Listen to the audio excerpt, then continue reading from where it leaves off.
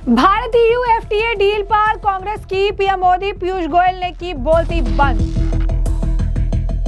PM Modi ने इस deal को बताया बेहद व्यापक, गहरा और नई नई ऊंचाइयों को छूने वाला।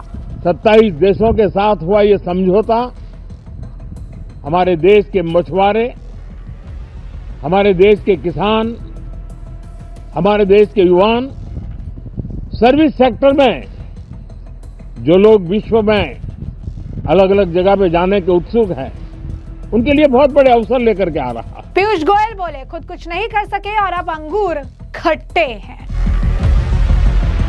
तो भारत और यूरोपियन संघ यानी EU के बीच हुए मुक्त व्यापार समझौते यानी FTA को लेकर केंद्रीय वाणिज्य और उद्योग मंत्री पीयूष गोयल ने कांग्रेस नेता जयराम रमेश के आरोपों का जोरदार खंडन किया है। गोयल ने रमेश के इस दावे को खट्टे अंगूर वाली कहानी बताते हुए कहा कि जो लोग सत्ता में रहते हुए फैसले नहीं ले सके वे अब कुछ न करने को ही अपनी खूबी बता रहे हैं। उन्होंने कहा कि 2013 से 2022 तक FTA वार्ता में स्थगित रहने से भारत को नौकरी, आय और विकास के रूप में भारी कीमत चुकानी पड़ी।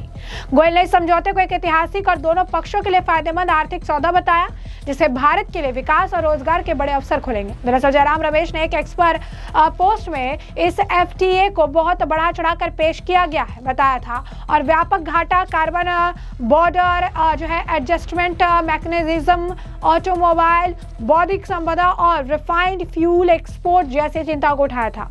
गोयल ने इस आलोचनाओं को राजनीतिक रूप से प्रेरित और आर्थिक हकीकत से कोसों दूर बताया।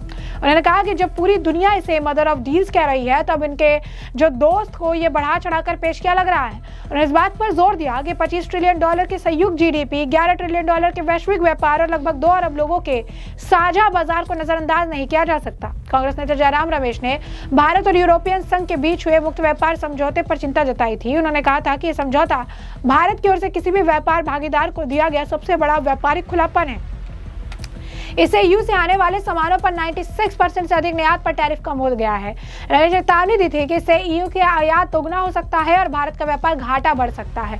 गोयल ने इसका जवाब देते हुए कहा कि सरकार ने CBAM और अन्य संवेदनशील मुद्दों पर सक्रिय रूप से बातचीत की है और विश्वास के साथ कहा, मैं पूरे यकीन से कह सकता हूं कि हमारी सरकार ने CBAM के मुद्दे को उठाया और समाधान खोजने के रास्ते पहचाने हैं। उन्होंने कठोर रुख अपनाने के बजाय बातचीत और सहयोग पर जोर दिया है। गोयल ने कहा कि देखना दिलचस्प है कि जो लोग जमीनी स्तर पर लोगों से जुड़े ना होने के कारण फैसले नहीं ले पाए, वे आज कुछ न करने के ही अपनी खूबी बता रहे हैं। हमारे लोगों ने ऐसे खोए हुए मौके के लिए बहुत बड़ी कीमत चुकाई है।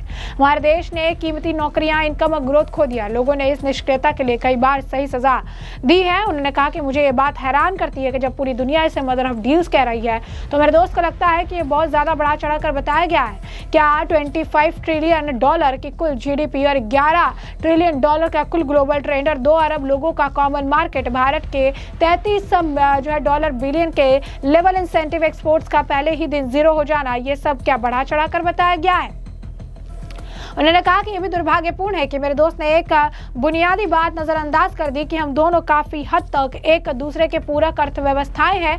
गोयल ने कहा कि यह जीरो सम डील नहीं बल्कि एक विन विन डील है जो हमारी आर्थिक ग्रोथ को बढ़ावा देगी। उन्होंने कहा कि हमारे बिजनेस और लोगों के लिए ढेर सारे मौके पैदा करेगी। केंद्रीय मंत्री ने यह भी कहा कि भारत सहित सभी देशों को स्वास्थ्य सुरक्षा कारणों से नियम बनाने का अधिकार है। कोई भी इसे किसी ट्रेड एग्रीमेंट की तरह नहीं छोड़ता। इसे इस तरह से अनुशासित किया जाता है कि वह ट्रेड में अनावश्यक अनिश्चित बाधा ना बने। सुनिश्चित करने के तरीके एग्रीमेंट्स में पर्याप्त रूप से दिए गए हैं। वहीं आपको बता दें कि गोयल ने जो है इस पूरे मामले पर जो है जयराम रमेश और खासकर कांग्रेस को जो है मुंहतोड़ जवाब दिया है, तो इसी के साथ साथ आपको बता दें कि प्रधानमंत्री नरेंद्र मोदी भी पीछे नहीं रहे। उन्होंने भी इस डील को लेकर कहा कि समझौता यूरोपियन यूनियन यानी 27 देशों के साथ हुआ है, जिससे भारत के स्टार्टअप्स को सीधा लाभ मिलेगा। उन्होंने कहा कि इससे भारतीय स्टार्टअप्स की फंडिंग इकोसिस्टम तक पहुंच आसान होगी। Creative economic, film, gaming, fashion, digital content, music और डिजाइन सेक्टर को इससे बड़ा फायदा मिलेगा। इस FTA से रिसर्च, एजुकेशन से लेकर IT और अन्य प्रोफेशनल सर्विसेज में भारतीय युवाओं के लिए अनगिनत नए अवसर पैदा होंगे। इस डील को मदर ऑफ ट्रेड डील इसीलिए कहा जाता है क्योंकि यह बेहद व्यापक, गहरा और नई ऊंचाइयों को छूने वाला है। क्या कुछ कह रहे हैं पीएम मोदी, सुनिए। इस क्वार्टर के प्रारंभ में ही भारत और यूरोपियन यूनियन का फ्री ट्रेड एग्रीमेंट आने वाली दिशाएं कितनी उज्जवल है, भारत के युवाओं का भविष्य कितना उज्जवल है, उसकी एक झलक है। ये free trade for ambitious Bharat है। ये free trade for aspirational youth है। ये फ्री ट्रेड फॉर आत्मनिर्भर भारत है। और मुझे पक्का विश्वास है, खास करके जो भारत के मैन्युफैक्चरर्स हैं, वे इस अवसर को अपनी क्षमताएं बढ़ाने के लिए करेंगे। और मैं सभी प्रकार के उत्पादकों से यही कहूंगा कि जब भारत यूरोपियन यूनियन के बीच मदर ऑफ ऑल डील्स जिसको कहते हैं, वैसा समझौता हुआ है, तब मेरे देश के उद्योगकार,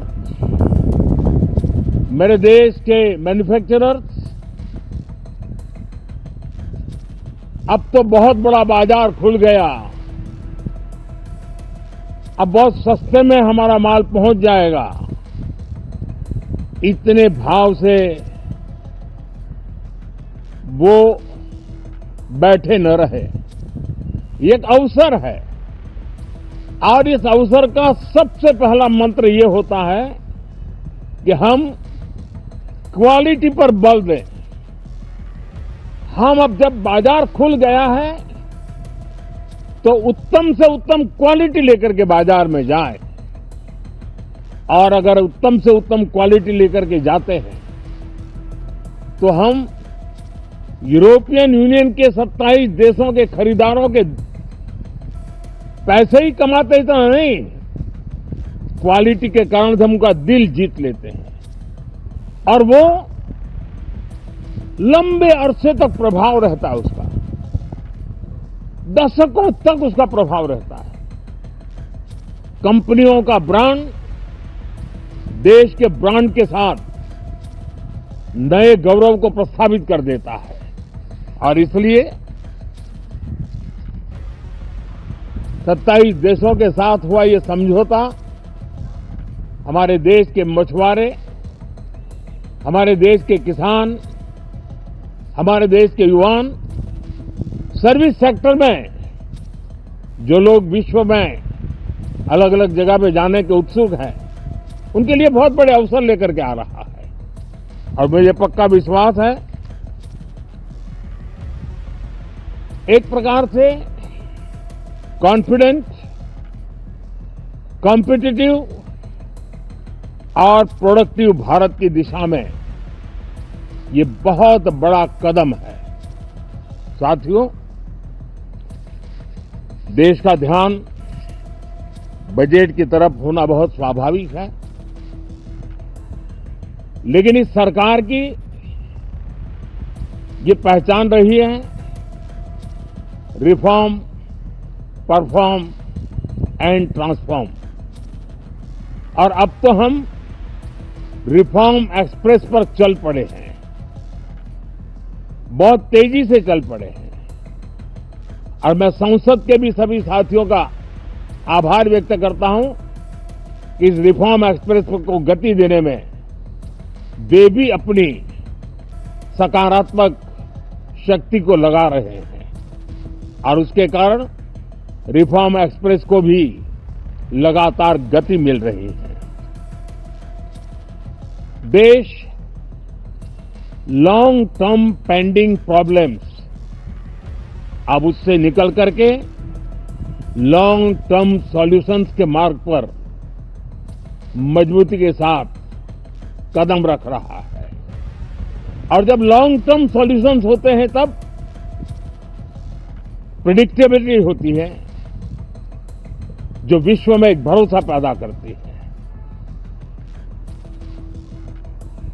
हमारे हर निर्णय में राष्ट्र की प्रगति ये हमारा लक्ष्य है, लेकिन हमारे सारे निर्णय ह्यूमन सेंट्रिक है। हमारी भूमिका, हमारी योजनाएं ह्यूमन सेंट्रिक है। हम टेक्नोलॉजी के साथ स्पर्धा भी करेंगे, हम टेक्नोलॉजी को आत्मसात भी करेंगे, हम टेक्नोलॉजी के सामर्थ्य को स्वीकार भी करेंगे, लेकिन उसके साथ साथ हम मानव केंद्रीय व्यवस्था को जरा भी कम नहीं आंकेंगे। हम संवेदनशीलता की महत्व को समझते हुए टेक्नोलॉजी की जुगलबंदी के साथ आगे बढ़ने के व्यू के साथ आगे सोचेंगे। जैसे कि आपने उनका बयान सुना, उन्होंने आगे कहा कि इससे आत्मनिर्भर भारत अभियान को गति मिलेगा, मेक इन इंडिया और मेक फॉर द वर्ल्ड को बल मिलेगा। इस समझौते के तहत भारत के 99% से अधिक निर्यात पर टैरिफ या तो शून्य होगा या बेहद कम हो जाएगा।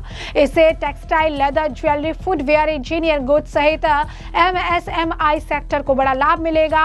उन्होंने भी कहा कि बुनकरों, हस्तशिल्पी और छोटे उद्यमियों को 27 यूरोपियन देशों से विशाल बाजार तक पहुंच मिलेगी। क्या कुछ और बता रहे हैं वो सुनिए। जो हमारे टीकाकार रहते हैं साथी, हमारे प्रति पसंद नापसंद का रवैया रहता है और लोकतंत्र में बहुत स्वाभाविक है, लेकिन एक बात हर कोई कहता है कि सरकार ने लास्ट माइल डिलीवरी पर बल दिया है। योजना फाइलों तक नहीं, लाइव तक पहुंचाने का प्रयास रहता है और यही हमारी जो परंपरा है उसको हम आने वाले दिनों में रिफॉर्म एक्सप्रेस में नेक्स्ट जनरेशन रिफॉर्म के साथ आगे बढ़ाने हैं। भारत की डेमोक्रेसी और भारत की डेमोग्राफी आज दुनिया के लिए एक बहुत बड़ी उम्मीद है। तब इस लोकतंत्र के मंदिर में हम विश्व समुदाय को भी कोई संदेश दें हमारे सामर्थ्य का, हमारे लोकतंत्र के प्रति समर्पण का, लोकतंत्र की प्रक्रिया के द्वारा हुए निर्णयों का सम्मान करने का ये अवसर है और विश्व इसको जरूर स्वागत भी करता है, स्वीकार भी करता है। आज जिस प्रकार से देश आगे बढ़ रहा है, आज समय व्यवधान का नहीं है, आज समय समाधान का है। आज प्राथमिकता व्यवधान नहीं है, आज प्राथमिकता समाधान है। आज भूमिका व्यवधान के माध्यम से रोते बैठने की नहीं है, आज हिम्मत के साथ समाधानकारी निर्णयों का कालखंड है। मैं सभी माननीय सांसदों से आग्रह करूंगा कि वे आएं, राष्ट्र के लिए आवश्यक समाधानों के दौर को हम गति दें, निर्णयों को हम शक्ति दें और लास्ट माइल डिलीवरी में हम सफलतापूर्वक आगे बढ़ें।